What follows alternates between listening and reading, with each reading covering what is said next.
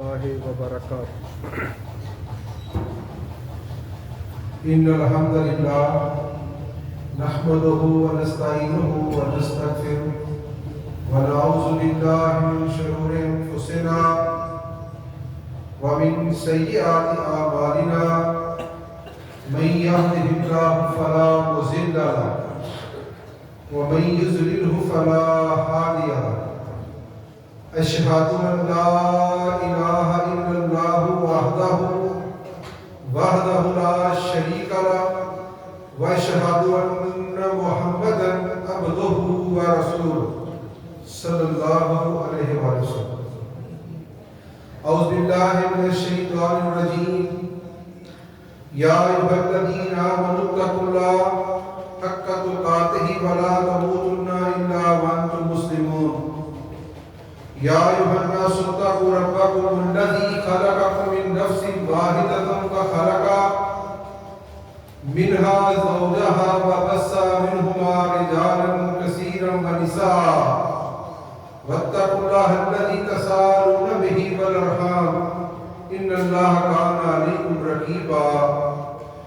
يا أيها الذين آمنوا اتقوا الله وقولوا قولا سديدا يصلح لكم أعمالكم ويغفر لكم ذنوبكم ومن يطع الله ورسوله فقد فاز فوزا عظيما. أما بعد فإن خير الحديث كتاب الله وخير الهدي هدي محمد صلى الله عليه وسلم وشر الأمور محدثاتها وكل محدثات بدعة وكل بدعة ضلالة وكل ضلالة في النار. أعوذ بالله من الشيطان الرجيم. الذين آمنوا يقاتلون في سبيل الله والذين كفروا يقاتلون في سبيل الطاغوت فقاتلوا أولياء الشيطان إن كيد الشيطان كان ضعيفا. اللهم صل على محمد وعلى آل محمد كما صليت على إبراهيم وعلى آل إبراهيم إنك حميد مجيد. اللهم بارك على محمد وعلى آل محمد كما باركت على إبراهيم وعلى آل إبراهيم إنك حميد مجيد. وہ لوگ جو ایمان لائے وہ تو اللہ کی راہ پہ لڑتے ہیں اور جنہوں نے کفر کیا وہ شیطان طاغوت کی راہ پہ لڑتے ہیں. پس تم جنگ کرو شیطان کے دوستوں سے. یقین مانو ان کے جال سخت کمزور ہیں، کچے دھاگے. بے شمار انگنت درود و سلام حضرت محمد صلی اللہ علیہ وآلہ وسلم پر اور تمام تعریفیں اللہ رب العالمین کے لیے جو پوری کائنات کا مالک، خالق، مشکل کشا، حاجت روا، بیٹا بیٹی کی تقسیم کرنے والا، وہ جس پر اپنی رحمت کا جو بھی دروازہ کھول دے تو کائنات کے اندر کوئی اور ایسی طاقت نہیں جو اس کو بند کر سکے، اور جس کو وہ گمراہ کر دے، اپنے راستے سے ہٹا دے تو کائنات کے اندر کوئی اور ایسی طاقت نہیں جو اس کو ہدایت پر لا سکے. میرے قابل احترام بھائیوں، جو آج میں نے آپ کے سامنے قرآن کی آیت پڑھی ہے، اس کے اندر اللہ رحمان نے دو گروپوں کا تذکرہ کیا ہے. ایک وہ جو خالص اللہ کے لیے لڑتے ہیں، دوسرے وہ جو شیطان کے اتحادی ہیں، شیطان کے پیروکار ہیں. تو آپ کے سامنے ابھی کچھ دن پہلے ایک معاہدہ ہوا ہے فلسطین کا اور اسرائیل کا، یہودیوں کا. تو اس کے اندر ہمیں یہ بات بڑی واضح نظر آتی ہے.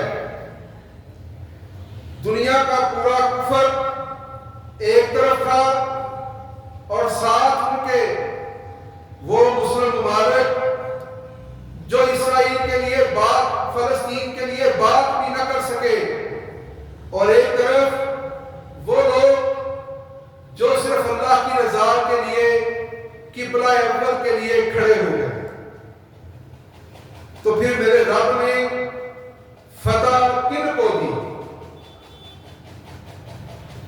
تو بھائیوں، جب بندے اللہ کے لیے کھڑے ہو جاتے ہیں، دلوں کے اندر اللہ کی محبت اور اس کا خوف بیٹھ جاتا ہے، تو پھر اللہ رحمان کو کبھی اکیلا نہیں چھوڑتا۔ پھر میدانوں میں اللہ ان کی مدد کیا کرتے ہیں، ان کو رب رحمان کبھی رسوا نہیں کیا کرتا۔ لیکن اس کے ساتھ ایک بات بہت ضروری ہے، وہ صبر ہے۔ ایمان والوں کے اندر صبر بہت ہوتا ہے، ایمان کے ساتھ ان کے اندر پختگی بہت ہوتی ہے۔ وہ چھوٹی چھوٹی باتوں پر ہائپر نہیں گرم نہیں ہوتے، غصہ نہیں کرتے، چھوٹے چھوٹے مسائل پر بڑے بڑے طوفانوں سے وہ گھبرا نہیں جاتے۔ کبھی ایسا بھی ہوتا ہے جب آزمائشیں آتی ہیں، مصیبتیں آتی ہیں، طوفان آتے ہیں، تو ہم اس کو آخری طوفان سمجھ لیتے ہیں۔ میں اپنی زندگی کی آخری مصیبت سمجھ لیتا ہوں،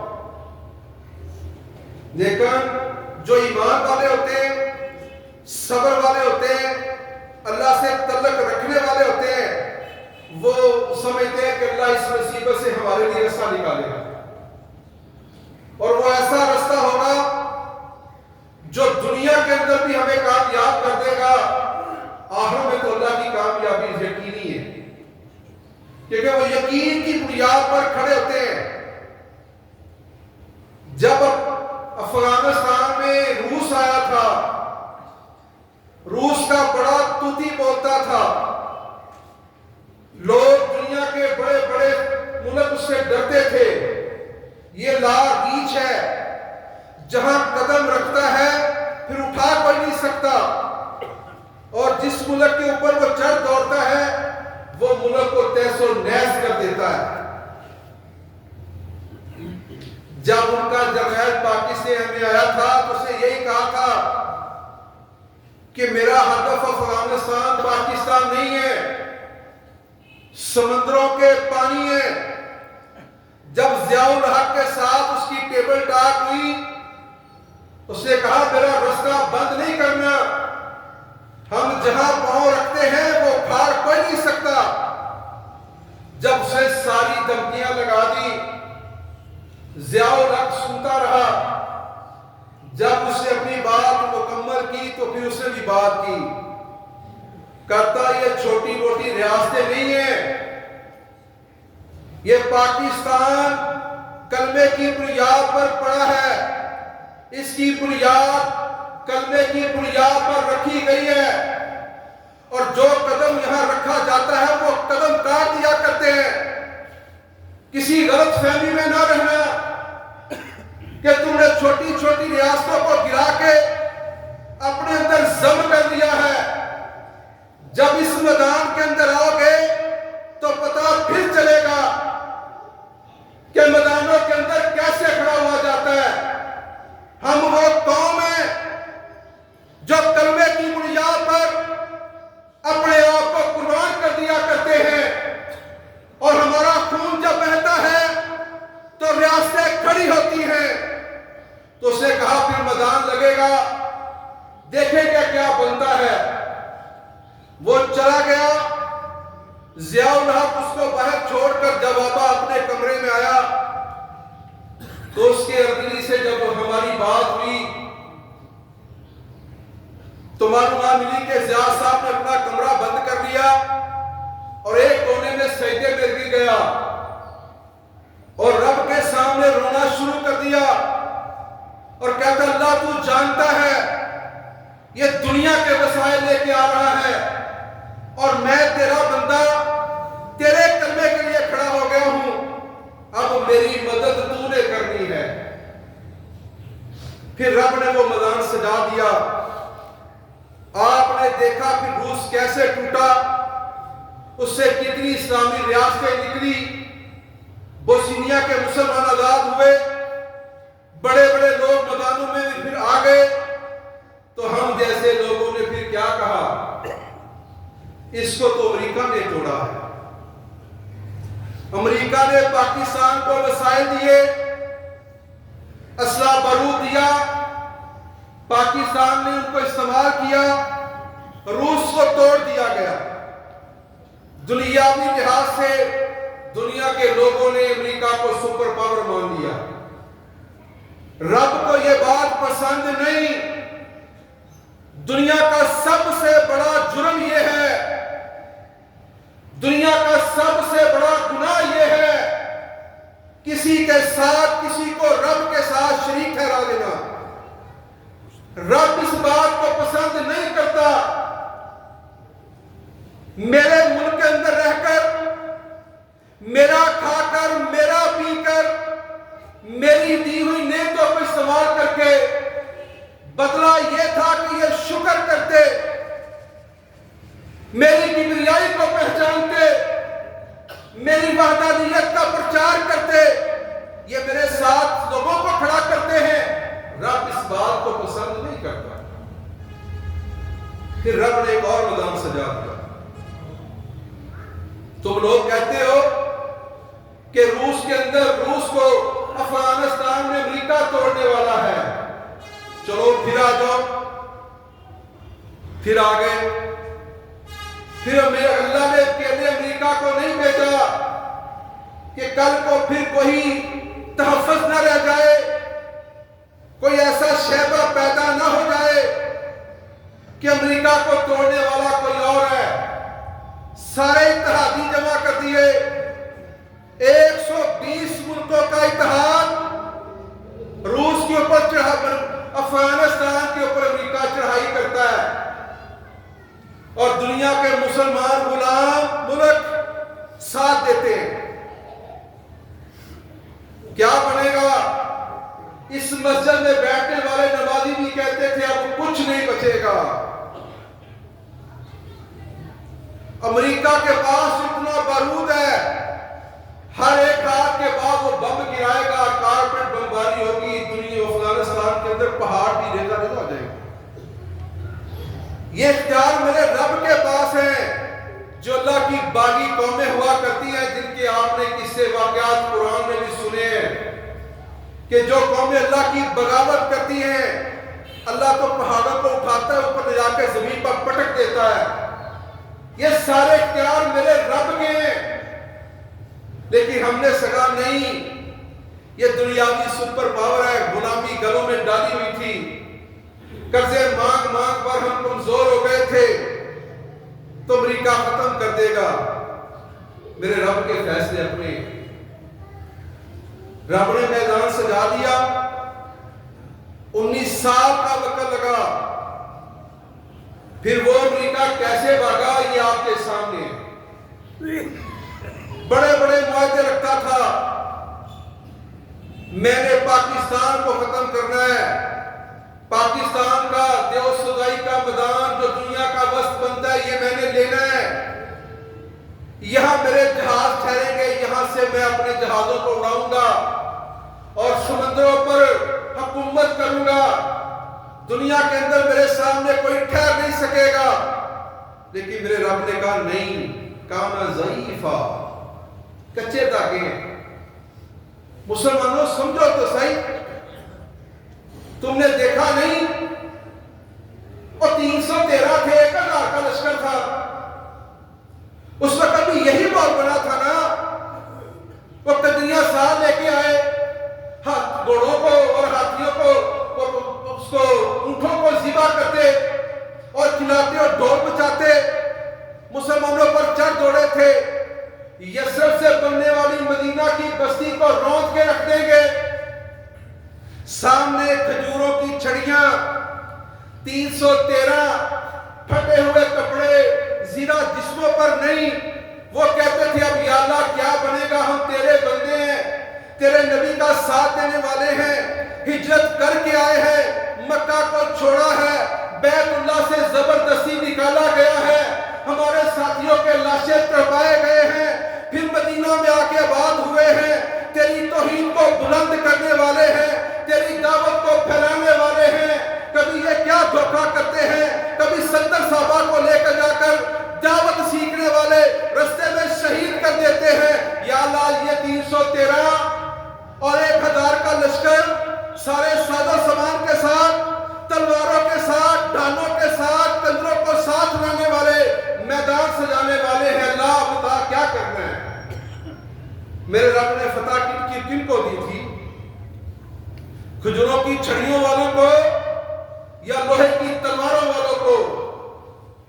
مارکہ بدر کو بیتی یاد ہے اب تک؟ وہ وادی نعرہ توحید سے آباد ہے اب تک؟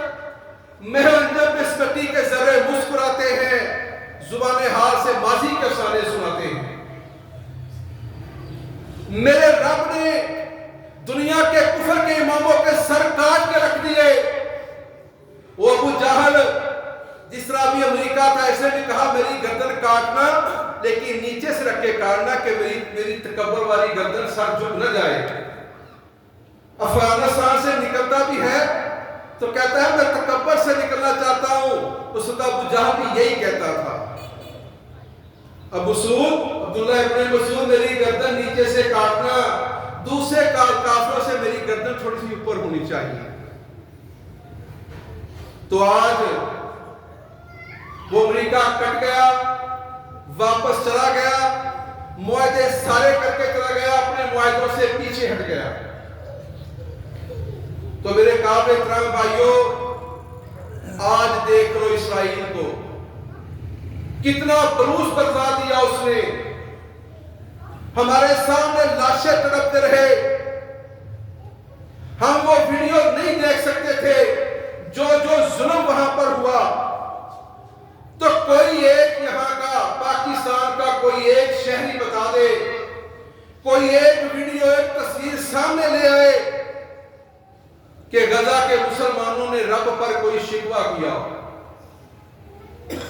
میں کسی بوڑھے کی بات نہیں کرتا، کسی کڑیل جوان کی جس کی ڈیل ڈال بہت اچھی ہے، میں اس کا تذکرہ نہیں کر رہا، میں تو اس بچے کی بات کرتا ہوں جو 4 سے 5 سال کا بچہ ہے، ابھی صحیح طریقے سے سمجھ بوجھ نہیں ہے، بول نہیں سکتا، اس کی کوئی ایسی بات سامنے رکھ دے جس نے کہا رب یہ ہمارے ساتھ زیادتی ہو گئی۔ انہوں نے صرف یہی کہا ہے کہ اللہ ہم تیری رضا پر راضی ہیں، لیکن یہ جو تیرے بندے دنیا کے اندر رہتے ایمان والے، بڑے بڑے ملکوں کے اندر رہنے والے، بڑی بڑی ریاستوں کے اندر رہنے والے، اپنے آزادی کے دنوں پر موٹر سائیکلوں پہ سلنسر نکال کر مار روڈ پر دوڑانے والے، مضبوط مسجد رکھنے والے، وَمَا لَكُمْ لَا تُقَاتِلُونَ فِي سَبِيلِ اللَّهِ وَالْمُسْتَضْعَفِينَ مِنَ الرِّجَالِ وَالنِّسَاءِ وَالْوِلْدَانِ۔ اور رب جب ہم تیری عدالت میں پہنچیں گے، ہم تجھ سے سوال کر دیں گے، یہ دنیا کے آزاد رہنے والے، قد کاٹ رکھنے والے، ستاریاں چوہتے رکھنے والے، پگڑی ناک رکھنے والے، اور جب ہم کٹ رہے تھے، جب ہمارے انصاف بکھر رہے تھے، جب ہماری عزتوں کو لوٹا جا رہا تھا، جب ہمارے گھروں پر بلو برسایا جا رہا تھا، تو یہ کیا کر رہے تھے؟ ان کو تیرا دین یاد نہیں آیا؟ کیا یہ تجھ سے ڈر کے محبت نہیں کرتے تھے کہ ہم تیرے ماننے والے نہیں تھے، ہم تو مسلمان کرنے والے ایک بھائی تھے، ایک چٹکی کہنے پر پورا جسم تکلیف جاتا تھا، تو یہ گھروں میں کیوں آرام سے سوتے تھے؟ تو کیا جواب دیں گے؟ کوئی جواب ہے؟ وہ کہتے تھے یا اللہ ہم نے یہ کہا نہیں لڑ سکتے تو کوئی بات نہیں، تمہارے ملکوں کی مسائل ہیں، ریاستوں کے اپنے مسائل ہیں، انہوں نے ہاتھ اٹھا کر کوئی دعا تو کی ہے؟ میں کوئی دعا کر سکا ہوں؟ میری دعا سے اللہ نے کوئی ایسے فرشتے بھیج دیے ہوں جو اس میدان پر کھڑے ہو جاتے کہ میں یہی تبصرہ کرتا رہا کہ مجاہدین سے غلطی ہو گئی، حماس والوں نے ایسا کیوں کر دیا؟ جب یہ صلح ہوئی ہے تو کیسے حماس والے باہر آئے ہیں؟ کیسے فلسطینیوں نے، غزہ کے لوگوں نے استقبال کیا ہے؟ دنیا کے اندر کبھی ایسا استقبال نہیں ہوا۔ ایسے انہوں نے اپنے ان کو کندھوں اور سروں پر اٹھایا ہے، بچوں کے کٹ جانے پر، گھروں کے گر جانے پر، عزا کے بکھر جانے پر، भूख سے مر جانے پر انہوں نے افسوس نہیں کیا، آنے والے مجاہدین کا استقبال کیا ہے۔ بھائیو، سیکھنے والی باتیں ہیں۔ مومن گھبراتے نہیں، مومن تو میدانوں کے اندر کھڑے، ان کا قرآن پر یقین بہت ہے۔ ہم قرآن کو صرف اس لیے پڑھتے ہیں، ایک لفظ پڑھنے سے 10 نیکیاں ملتی ہیں۔ وہ قرآن کو پڑھتے ہیں عملاً، جس پر عمل کیا جاتا ہے۔ الذین آمنوا یقاتلون فی سبیل اللہ والذین کفروا یقاتلون فی سبیل الطاغوت فقاتلوا اولیاء الشیطان ان کید الشیطان کان ضعیفا۔ اللہ، ہم تیرا لشکر ہیں، جس طرح تو نے ابابیلوں کو بھیجا تھا جب یہ مکہ کے کافر تیرے نبی کے ماننے والوں، تیرے نبی کے معاہدے والوں کو، جن کو کہا ان کو کچھ نہ کہنا، میں مکہ چھوڑ کے جاتا ہوں، ان کے لاشیں کروا دیے، بیت اللہ کے اندر ان کے لاشوں کی بے حرمتی کی۔ جب وہ لوگ گھوڑا دوڑاتے ہوئے مدینہ کے اندر پہنچے تھے، اللہ کے رسول کو پیغام دیا تھا کہ آج تیرے معاہدے والے لوگوں پر ظلم و ستم کی انتہا ہو گئی، ان کے لاشیں کروا دیے گئے، ان کو قتل کر دیا گیا۔ جب ابو سفیان کے پاس جاتے ہیں، وہ کہتا ہے چوریاں کر لیتے ہو، ڈاکے ڈال لیتے ہو، ہم نے تو لاشیں کیا کروا دیے، تمہیں بڑی تکلیف ہو گئی، اللہ کے رسول ہمارا بدلہ کون لے گا؟ نبی علیہ السلام نے اور رمضان کو چھوڑ دیا۔ آج لمبا قیام نہیں ہوگا، آج قرآن کی تلاوت لمبی نہیں ہوگی، مدینہ میں اعتکاف نہیں ہوگا۔ عائشہ، میری تلواروں کو صاف کر دو، میرے نیز تین نکلا کے رکھ دو۔ ابو بکر کو خبر ہوتی ہے، عثمان کو خبر ہوتی ہے، عمر کو خبر ہوتی ہے۔ امت کی ماں کو جب یہ پیغام ملتا ہے، ابو بکر اپنی بیٹی کے پاس آتے ہیں، کہا بیٹی، اللہ کے رسول نے کیا فرما دیا؟ کہا میری تینوں کو صاف، تلواروں کو صاف کر دو، میرے تاروں کو صاف کر دو۔ آج کیا ہوگا؟ آج بیت اللہ کے اندر مکہ پہ چڑھائی ہوگی، میں اپنے ساتھیوں کو ساتھ لے کر میں مکہ کی طرف چڑھ دوڑوں گا، میں ان کے لوگوں سے حساب لوں گا جنہوں نے میرے معاہدے والوں کو کاٹ کے رکھ دیا۔ یہ ہے اسلام، یہ ہے دین۔ 10,000 کا لشکر لیا، مکہ کی طرف چڑھائی کر دی، باہر پڑاؤ ڈال دیا۔ ایک وقت وہ بھی تھا جب اللہ کے رسول کو عمرے کی اجازت نہیں مل رہی تھی، ساتھیوں کو ساتھ لے کر عمرے کے لیے آئے تھے۔ مکہ کے لوگ بڑے تکبر میں تھے، اور لیڈر یہ ہوتا ہے، اس کو لیڈر کہتے ہیں، جو اپنی قوم کو بچا کر کھڑا کرتا ہے، ٹکر نہیں مارتا، قرآن ہمیشہ رہنمائی کرتا ہے، قرآن ہمیشہ رستے دکھاتا ہے، قوموں کو پیچھے نہیں پھینکتا۔ کیا کیا؟ کہا نہیں عمرہ ہوگا، واپس چلے جاؤ۔ تو صحابہ کیا کہتے تھے؟ کٹ جائیں گے۔ اللہ کے رسول نے کہا نہیں۔ اللہ نے اس صلح کو کیا کہا؟ فتح المبین۔ کافر کہتے ہیں جو معاہدہ لکھا جائے گا اس کے اوپر آپ کا نام نہیں آئے گا۔ حضرت علی رضی اللہ عنہ کہتے ہیں میں یہ نام نہیں کاٹ سکتا۔ اللہ کے رسول پوچھ کر اپنے نام کو صاف کر دیتے ہیں۔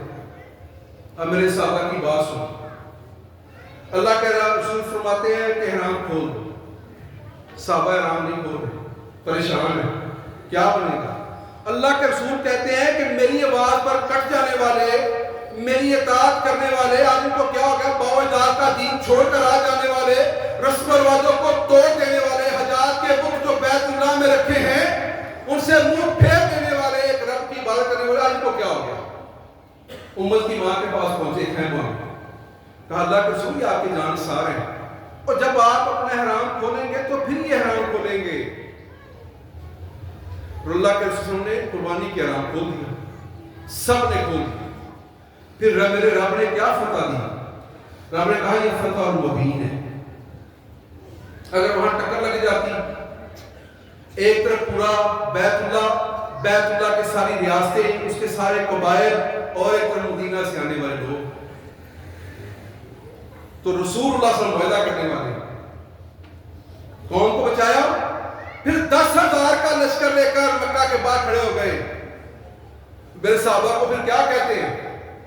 اے میرے ساتھیوں، اسلام اس چیز کی اجازت نہیں دیتا جب تم گھوڑے دوڑاؤ گے کسی گھوڑے کے ساتھ کسی بچے کو نیزے پر مت اچھا دینا، کسی عورت کی عزت پر ہاتھ مت ڈالنا، جو بندہ اپنا دروازہ امن سے بند کر دے اسے قتل نہیں کرنا، جو بیت اللہ کے اندر چلا جائے اسے قتل نہ کر، اس کا لاشا نہ تڑپانا، کسی عورت کی عزت پر ہاتھ مت ڈالنا، جاؤ فاتح بن کے مکہ کے اندر داخل ہو جاؤ۔ میرے رب نے وہ فتح بھی دے دی، اور کیا کہا؟ میرا بلال کدھر ہے؟ میرا بلال مکہ کے سرداروں کو جمع کیا۔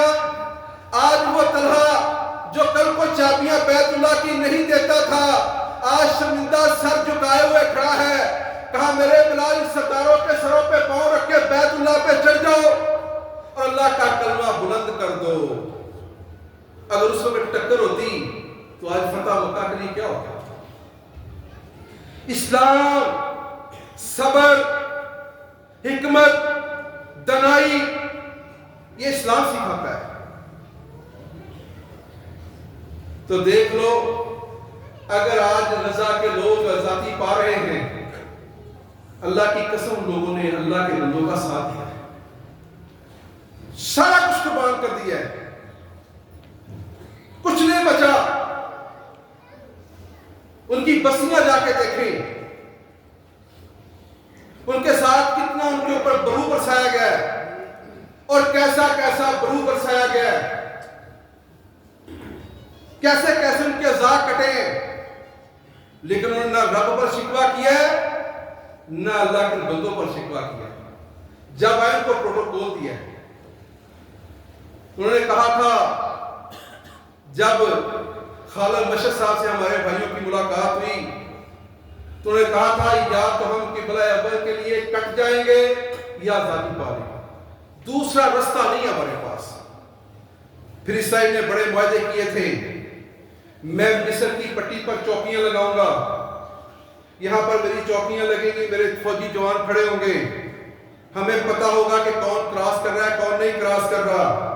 پھر انہوں نے کہا تھا بستی جو غزہ ہے اس کے اوپر ہماری چوکیاں لگے گی، ہم آپ کے شناختی کارڈ چیک کریں گے کون کدھر سے کدھر کو جا رہا ہے۔ پھر انہوں نے کہا ہم جنوبی جو پٹی آپ کی بنتی ہے جو ہمارے اسرائیل کے ساتھ اس کا حصہ لگتا ہے اس پر ہم اپنی پوسٹیں بنائیں گے، یہاں سے گزرنے کے لیے آپ کو اجازت لینا پڑے گی۔ جب میرے رب نے فتح دے دی تو وہ سارے معاہدے پیچھے کرنے شروع کر دیے۔ اب وہ مجاہدین کو کہتے ہیں کہ آپ ہمارے ساتھ صلح کریں، ہم یہ بھی ختم کرتے ہیں معاہدہ، یہ بھی معاہدہ ختم کرتے ہیں۔ ابھی تک ان کے وسطی اسرائیل کے اندر وسطی علاقوں میں ابھی تک اسرائیلی آباد نہیں ہوئے۔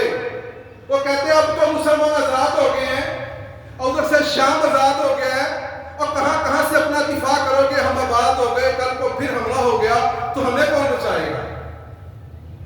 مسلمان کہتے ہیں دیکھا جائے گا، کٹ جائیں گے تو نہیں آ جائیں گے، اللہ کی جنت میں چلے جائیں گے، پیچھے والے کام جاری رکھیں گے۔ اور یہ لوگ موت سے ڈرتے ہیں۔ جو لوگ موت سے ڈرا کرتے ہیں نا وہ کبھی حکومتیں نہیں کر سکتے، جو اقتدار کے نشے میں پڑ جاتے ہیں وہ کبھی قوم کو فلاح نہیں دے سکتے۔ ہمیشہ صبر کے ساتھ، حکمت کے ساتھ، دنائی کے ساتھ کام ہوتے ہیں۔ اور میرے رب نے آج فلسطین کو، غزہ کو فتح دیا، اور اللہ جانتا ہے۔ یہ 2 دن پہلے ہمارے ڈاکٹر ناصر رمضانی صاحب ہیں، مسلم میڈیکل مشن کے چیئرمین ہیں اور نیو ہسپتال کے کالج کے وہ پروفیسر لیکچرار لیکچر دیتے ہیں، وہ ڈاکٹر مشہد صاحب کو مل کے آئے ہیں۔ وہ کہتے ہیں جتنا ساتھ آپ لوگوں نے دیا ہے دنیا کے کسی ملک نے نہیں دیا، جتنا پاکستان کے مسلمانوں نے ہمارا ساتھ دیا ہے، جتنا ہمارے ساتھ دعاؤں میں، ہمارے ساتھ تعاون میں، ہمارے ساتھ ہمارے اظہار غم میں شریک رہے ہیں، اتنا دنیا کا کوئی ملک نہیں رہا۔ تو ہم آپ کا کبھی بھی یہ جو آپ نے ہمارے ساتھ کیا ہم بھلا نہیں سکتے۔ یہ قومیں ہیں، ہمارے یہ ملک کے اندر تکبر کی جنگ لگی ہوئی ہے اور چکی پیس رہی ہے عوام کی، عوام ماری جا رہی ہے، عوام کے مسائل ہیں، مشکل میں تو بھائیوں یہ دیکھنا پڑتا ہے کہ عوام کو کیسے نکالنا ہے. یہ آزادی سے رہیں گے تو خوشحال رہیں گے, اگر یہ خوشحال رہیں گے تو گمراہ پریشان رہیں گے. تو لہذا عوام کو خوشحال نہیں کرنا. یہ پاکستان کے سیاستدانوں کی جو بڑے بڑے کرسیوں پر بیٹھے ہوئے ہیں, یہ ان کا طریقہ کار ہے. اگر یہ عوام خوشحال ہو گئی تو پھر ہم خوشحال کیسے رہیں گے؟ یہ بھی سوچنے والی بات ہے, پر اس پر کبھی پاکستانی عوام نے سوچا نہیں, کبھی غور نہیں کیا. نبی علیہ الصلوۃ والسلام فاقے کاٹ رہے ہیں, ظلم ہو رہا ہے, مکہ پر مدینہ پر چڑھائیاں بھی چلی جا رہی ہیں, اسلام کی جب ابتدا تھی. صحابہ کرام اللہ کے رسول کے پاس آتے ہیں کہ یا رسول صلی اللہ علیہ وسلم آپ اللہ کے رسول نہیں ہے؟ کہا رسول ہوں. کیا آپ اللہ کے نبی نہیں ہے؟ کہا نبی ہوں. کہ اللہ کی طرف سے آپ کو وحی نہیں آتی؟ کہا وحی آتی ہے. اللہ کی مدد آتی ہے. تو یہ اللہ کے رسول میں اتنی سختیاں کیسے؟ کہا تم پریشان ہو کہ تھوڑی سی بھوک آ گئی, تو 3 دن تک چولہا نہیں جلتا, گھر میں اناج صحیح نہیں پکتا, وسائل اتنے زیادہ نہیں ہے, اور تم اس سے پہلے والے نبیوں کو بھول گئے ہو, اور جن کو آروں کے ساتھ رکھ کے 2 حصوں میں چیر دیا گیا تھا, جن کے سینوں پر لوہے کی کنگیاں رکھ کے ان کے ماس کو اکھاڑ دیا گیا تھا, کیا اس سے زیادہ ظلم ہو گیا ہے؟ کہ اللہ کے رسول ہمارا یہ بات کرنے کا مقصد نہیں تھا. اور پھر یہی مدینہ تھا جب ایران فتح ہوا تو اتنا سونا آیا کہ کلہاڑوں کے ساتھ کاٹ کر تقسیم کیا جا رہا ہے. آج تک کس نے سونے کو کلہاڑ کے ساتھ کرتے دیکھا ہے؟ اسلام مسلمانوں کی تاریخ ہے. جب ایران فتح ہوا اتنا مال غنیمت آیا کہ مکہ کے چوک میں پڑا ہے, صحابہ کرام کلہاڑوں سے کاٹ رہے ہیں, صحابہ میں تقسیم کیا جا رہا ہے, اور لینے والا کوئی نہیں. اور آج ہم قرضے مانگ کے ہمارا بیڑا گرک ہو گیا. ہر کام ہمارا سود پر لگا ہوا ہے.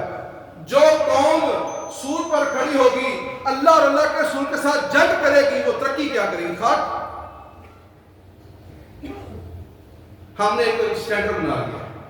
اور بھائیو اللہ کی قسم, کفن کا کوئی برانڈ نہیں ہے, کفن کا کوئی برانڈ نہیں ہے. ہم برانڈوں کے چکر میں ہیں, ہم اسٹیٹس کے چکر میں ہیں, گاڑی کے ہوٹل کے چکر میں ہیں. اس چیز نے ہمارے ملک کے اندر یہ حکمرانوں کی جنگ شروع کی ہوئی ہے. تکبر کی جنگ چل رہی ہے, لڑائی جھگڑے کی جنگ چل رہی ہے کہ سیٹ پر کس نے بیٹھنا ہے. لیکن کفن کا کوئی برانڈ نہیں.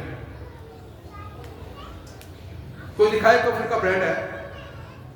ہم دھوکے میں یہ پلاٹ, یہ اچھا مکان, اچھی سوسائٹی, یہ کیا کریں گے آپ میں جا کر؟ وہ اچھی قبر بنائیں جو آرام دے, ایسے اخلاقیات پیدا کر جائیں, جب دنیا سے جائیں تو لوگ کہیں یہ بندہ اچھا تھا.